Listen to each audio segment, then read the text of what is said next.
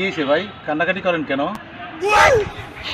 কান্দি ভাই, নামাজ পড়ি, রোজা রাখি, জাকাত দেই, আল্লাহর পথে চলার চেষ্টা করি, কিন্তু জান্নাতে তো যাইতে পারবো না।